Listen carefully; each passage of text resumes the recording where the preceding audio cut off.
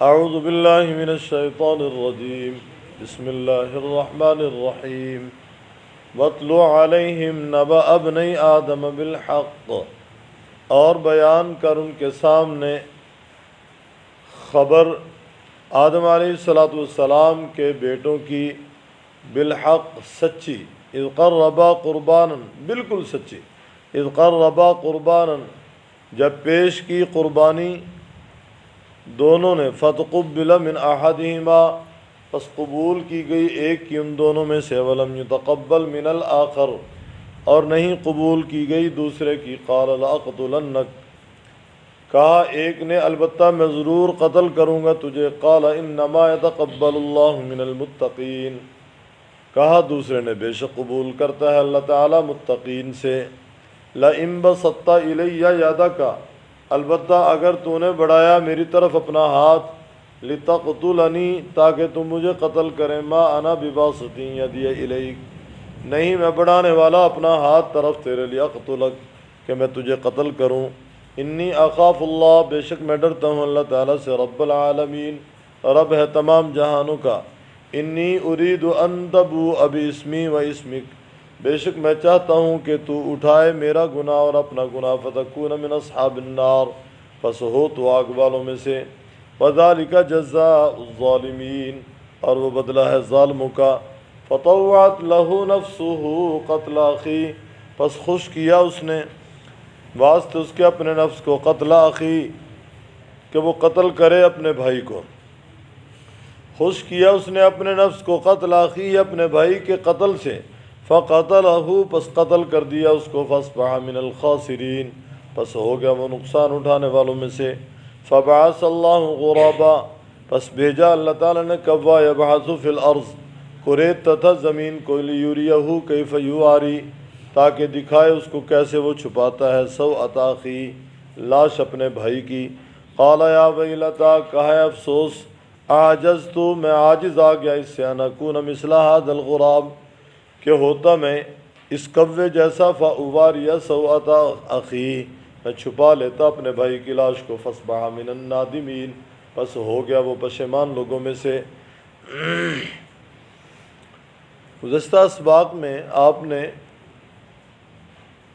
یہود اور نصارہ کی عہد شکنی کا تذکرہ سنا کہ وہ لوگ عہد کے پاسدار نہ نکلے، پاسبان نہ نکلے، عہد کرنے کے بعد عہد توڑتے رہے۔ یہاں بھی عہد شکنی کا ایک واقعہ اللہ تعالیٰ بیان فرما رہے ہیں۔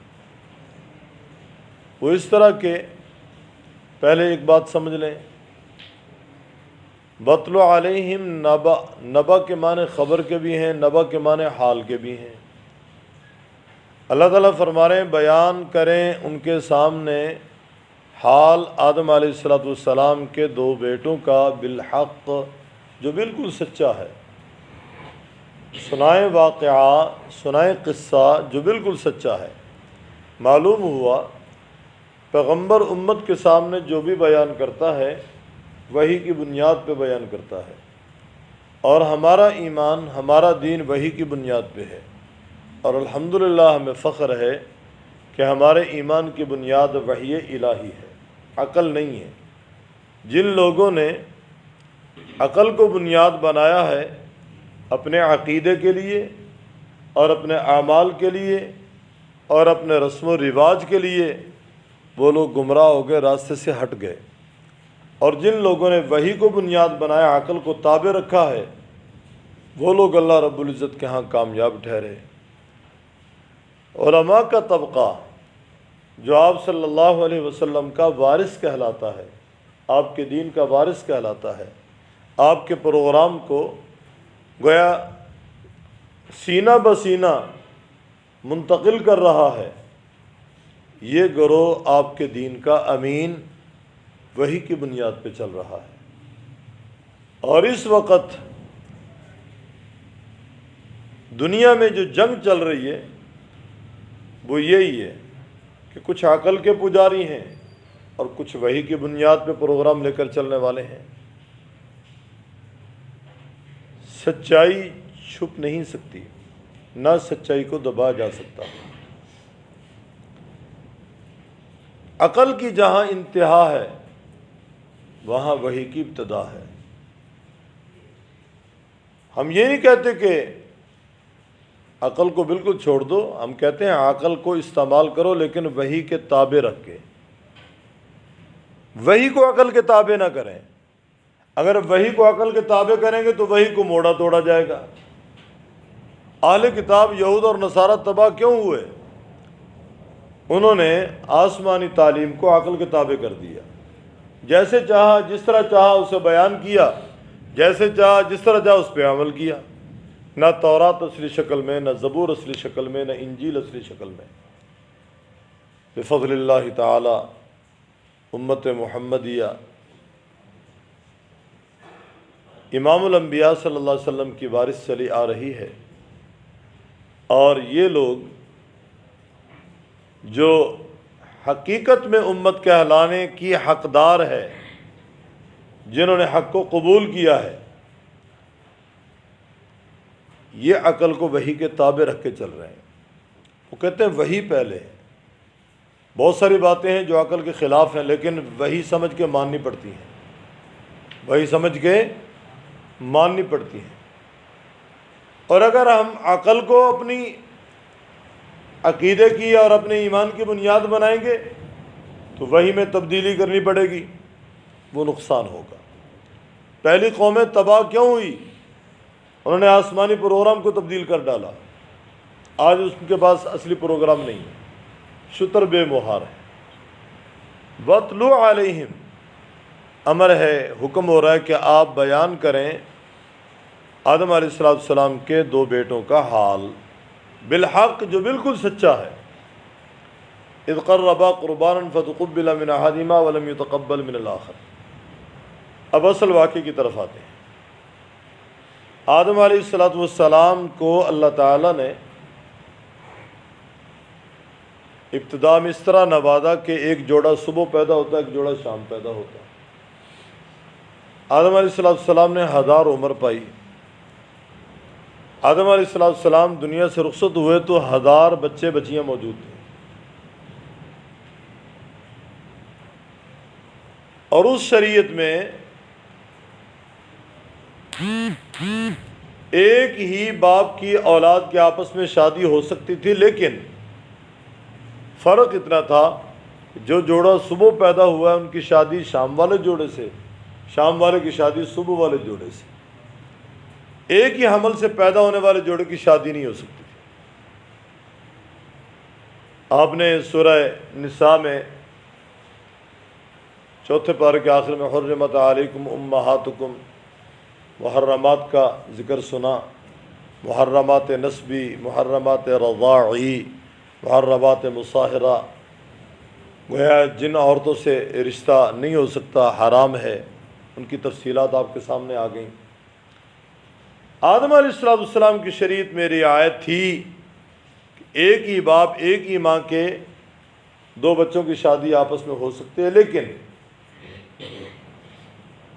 ایک ہی حمل کے 2 بچے آپس میں شادی نہیں کریں گے، حمل جدا جدا ہوگا۔ صبح والوں کی شادی شام والوں سے، شام والوں کی شادی صبح والوں سے، اس طریقے سے ان کی شادی طے ہو سکتی۔ اور یہ اس وقت کا واقعہ ہے جب ابھی تک کسی کی موت واقع نہیں ہوئی تھی، اور تدفین کا طریقہ بھی کسی کے علم میں نہیں تھا۔ آدم علیہ السلام کی شریعت کے مطابق ایک جوڑا ہے قابیل اور اس کی بہن اقلیمہ، اور ایک جوڑا ہے حابیل، اس کی بہن یلوہ۔ اس شریعت کے مطابق بات یہ طے ہوئی کہ قابیل کی شادی حابیل کی بہن سے ہوگی، حابیل کی شادی قابیل کی بہن سے ہوگی۔ یہ اقلیمہ خوبصورت تھی، قابیل کے ساتھ پیدا ہونے والی۔ اب آدم علیہ السلام کی شریعت کے مطابق رشتہ طے ہو رہا ہے حابیل کے ساتھ۔ حابیل راضی ہے، قابیل ضد پہ آ گیا۔ قابیل نے کہا اقلیمہ جو میری بہن ہے اس سے شادی میں خود کروں گا۔ ان دونوں کا آپس میں تنازع ہوا، جھگڑا کھڑا ہو گیا۔ چنانچہ وقت کے پیغمبر نے ان کو اللہ تعالیٰ کا حکم سنایا کہ جدا جدا حملوں کی آپس میں شادی ہوگی، ایک ہی حمل پیدا ہونے والے جوڑے کی شادی نہیں ہوگی۔ لیکن قابیل نے وقت کی شریعت کو تسلیم نہیں کیا، نہ باپ کی بات مانی، نہ وقت کے پیغمبر کی بات مانی۔ آدم علیہ السلام وقت کے پیغمبر بھی تھے۔ نتیجہ یہ نکلا کہ دونوں کو حکم ہوا قربانی کریں۔ قابیل کھیتی باڑی کرتا تھا، حابیل یہ مویشی وغیرہ رکھے ہوئے تھے، ان کی پرورش کرتا، ان کو پالتا تھا۔ حابیل نے ایک موٹا تازہ دمبا قربانی کے لیے پیش کر دیا، قابیل نے یہ گندم کے خوشے جو ہیں نا ان کو قربانی کے لیے پیش کر دیا۔ خدا کی قدرت، گندم کے خوشے خشک ہوں، آگ کتنی جلدی پکڑتی ہے ان کو، اور اس وقت قربانی کی قبولیت آگ کے جلانے سے ہوتی تھی کہ جس کی قربانی کو آگ آ کر جلا دے اس کی قربانی عند اللہ مقبول ہے، جس کی قربانی کو آگ نہیں کھائے گی وہ مردود ہے۔ قابیل کی قربانی خوشے ہیں، حابیل کی قربانی دمبا ہے۔ آگ آئی، دمبے کو کھا گئی اور ان خوشوں کو کچھ نہیں کہا، اور یہ دلیل تھی، اس بات کی علامت تھی اس بات کی کہ حابیل کی قربانی جو اللہ نے قبول فرمائی، حابیل عند اللہ مقبول ہے، قابیل مردود ہے، لہذا حابیل کی شادی اسی کلیمہ سے ہوگی، قابیل کی نہیں ہوگی۔ اس کے باوجود قابیل نہ مانا، اس نے کہا نہیں میں نہیں مانتا۔ قابیل نے دھمکی دے دی حابیل کو، اس کا ذکر ہے آگے، پہلے نہیں قربا قربان، دونوں نے پیش کی قربانی، فتقبل من احدہما، قبول کی گئی ایک کی ان دونوں میں سے، ولم یتقبل من الآخر، اور نہیں قبول کی گئی دوسرے کی۔ قال لأقتلنک، قابیل نے کہا میں البتہ تجھے ضرور قتل کروں گا۔ قال انما يتقبل اللہ من المتقین، حابیل نے کہا میرا کیا قصور ہے، اللہ تعالیٰ کے ہاں قبولیت کے لیے تقوی معیار ہے، میرے پاس تقوی کی دولت ہے، اللہ تعالیٰ نے میری قربانی قبول کر لی، تو مجھے کیوں قتل کرے گا؟ اس نے کہا میں تجھے ضرور قتل کروں گا۔ فرمایا اللہ تعالیٰ قبول کرتا متقی لوگوں سے۔ اس کے باوجود لئن بسطت الی یدک لتقتلنی ما انا بباسط یدی الیک، اگر تو نے میری طرف اپنا ہاتھ بڑھایا میرے قتل کے لیے کہ تو مجھے قتل کر دے، میں اپنا ہاتھ تیری طرف نہیں بڑھاؤں گا، میں تجھے نہیں ماروں گا کہ میں تجھے ماروں، میں تجھے قتل کروں، ایسا نہیں ہوگا۔ انی اخاف اللہ رب العالمین، کیوں؟ میں اللہ تعالیٰ سے ڈرتا ہوں، وہ رب ہے تمام جہانوں کا۔ امت محمدیہ میں سب سے پہلے اس آیت پہ جس نے عمل کیا غالباً وہ حضرت عثمان ذی النورین ہے رضی اللہ تعالیٰ عنہ۔ جب بلوائیوں نے محاصرہ کیا تو احباب کا ایک دستہ حضرت عثمان ذی النورین کے پاس آیا، حضرت فوج آپ کے پاس ہے، پولیس آپ کے پاس ہے، دوست احباب آپ کے پاس ہے، اجازت دینا ہم ذرا ان کا تھوڑا سا سلسلہ ٹھیک کر دیں، ان کی مرمت کر دیں۔ اور عثمان فرمانے لگے رضی اللہ تعالیٰ عنہ، عثمان نہیں چاہتا کسی کی انگلی عثمان کی وجہ سے کٹے، کسی کی انگلی بھی عثمان کی وجہ سے کٹے، عثمان نہیں چاہتا۔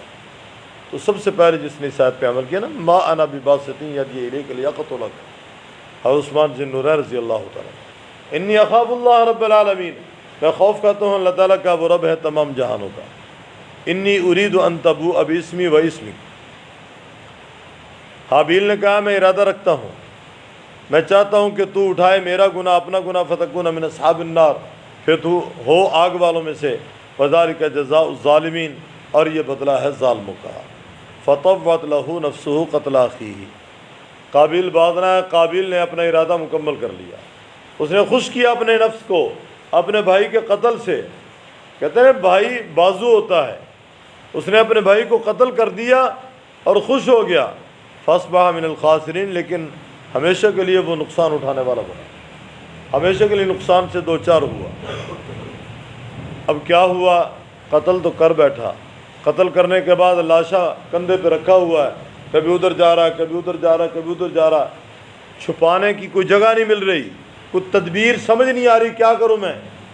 آخر اللہ تبارک و تعالیٰ نے رہنمائی کی، دو کوے آئے، دونوں کی آپس میں لڑائی ہوئی، ایک کوے نے دوسرے کو مار ڈالا، پھر اپنے بھائی کی لاش کو چھپانے کے لیے پنجوں سے چونچ سے اس نے زمین کو رے دی، گڑھا بنایا، کوے کو اس میں رکھا، اوپر مٹی ڈالی۔ یہ ساری چیز کیا کہتے ہیں، سارا سین دکھانا تھا قابیل کو کہ اس طریقے سے بھائی کو چھپایا جا سکتا ہے۔ اس وقت اس نے کہا اے افسوس، اے افسوس، کاش میرے پاس اتنی بھی عقل ہوتی، میں تو کوے جیسا بھی نہ ہوا، کوے نے تو اپنے بھائی کی لاش چھپا لی، میں تو اپنے بھائی کی لاش کو بھی نہ چھپا سکا۔ فبعث اللہ غرابا، بھیجا اللہ تعالیٰ نے کوا یبعث فی الارض، قریت تتھا زمین کو لیوریہ کیف یواری، تاکہ دکھائے اس کو کیسے چھپاتا اپنے بھائی کی لاش۔ قال یا ویلتا، کہ افسوس عجزت ان اکون مثل ھذا الغراب، کہ میں عاجز آگے اس سے کہ ہوتا میں اس کوے جیسا، فاواری سوءۃ اخی، چھپا لیتا اپنے بھائی کی لاش کو، فاصبح من النادمین، پس ہو گیا وہ پشیمان لوگوں میں سے۔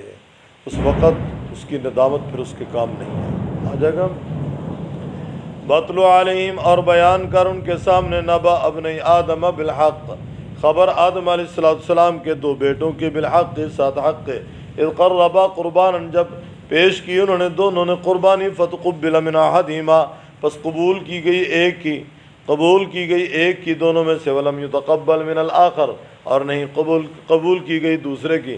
قال لأقتلنک، کہا قابیل نے البتہ ضرور میں تجھے قتل کروں گا۔ قال انما يتقبل اللہ من المتقین، کہا بے شک قبول کرتا ہے اللہ تعالیٰ متقی لوگوں سے۔ لئن بسطت الی یدک، البتہ اگر تو نے بڑھایا میری طرف اپنا ہاتھ، لتقتلنی، کہ تم مجھے قتل کرے، ما انا بباسط یدی الیک، نہیں میں پھیلانے والا اپنے ہاتھ کو طرف تیرے لیے، اقتلک، کہ میں تجھے قتل کروں، انی اخاف اللہ، میں ڈرتا ہوں اللہ تعالیٰ سے، رب العالمین کے رب ہے تمام جہانوں کا۔ انی اریدو، بے شک میں چاہتا ہوں، ان تبو ابی اسمی، کہ اٹھائے تو میرا گناہ و اسمی کا، اور اپنا گناہ، فتکون من اصحاب النار، پس تو ہو آگ والوں میں سے، وذالک جزاء الظالمین، اور یہ بدلہ ہے ظالموں کا۔ فطوعت لہ نفسہ، خوش کیا اس نے اپنے نفس کو، قتل اخی، اپنے بھائی کے قتل سے، فقتلہ، پس قتل کر دیا اس کو، فاصبح من الخاسرین، پس ہو گیا وہ نقصان اٹھانے والوں میں سے۔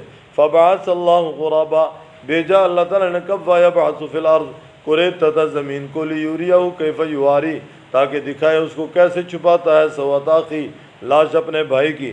قال یا ویلتا، کا ہے افسوس، عاجزتو، میں عاجز آگے سے، ان اکونا، کہ میں ہوتا مثل ھذا الغراب، اس کوے جیسا، فاواری سوءۃ اخی، بس چھپا لیتا اپنے بھائی کی لاش کو، فاصبح من النادمین، پس ہو گیا وہ پشیمان لوگوں میں سے۔